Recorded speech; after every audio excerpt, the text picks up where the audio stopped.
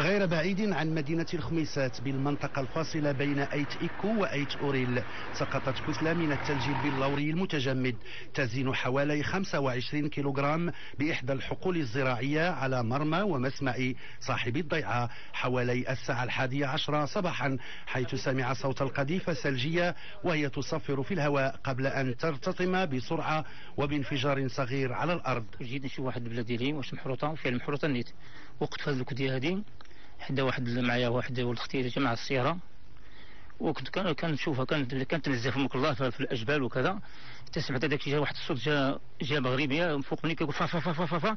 هزيت عيني في السماء كنشوف هذاك الشيء بيض، ولكن بسرعة ما خلانيش باش نشوف مزيان، طاح تبعت صبتاتي من الشتاء وجمعته وديت غير هذاك الطرف الكبار. للإشارة فقد وقعت الكتلة الثلجية بالقرب من مساكن قروية، مما دفعنا لمساءلة أحد ساكنها. وكنشوف داك الشيء كيبان لي بيض بزاف، كنصحاب انا الطياره اللي طاحت، قلت له طاحت الطياره دخلت الارض، قال لي سير هرب عندها، قلت له ما نهربش، وهو هرب هو طال النص وتبعت وانا هربت قربتها ورجعت كنهرب. دخلت سمعنا الصوت تزعزعت انا دخلت. غادرنا مكان الحادث صوب مدينة الخميسات، حيث عمد صاحبنا على نقل شظايا الكتلة الثلجية المتجمدة والاحتفاظ بها في ثلاجة دكانه خوفا من أن تذوب.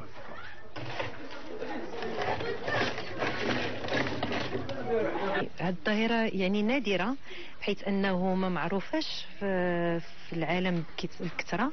اللي هو معروف السقوط ديال النيازك اللي هما أحجار، ما السقوط ديال الثلج هي ظاهرة اللي هي نادرة، واللي حتى الآن الباحثين اللي هما اختصوا في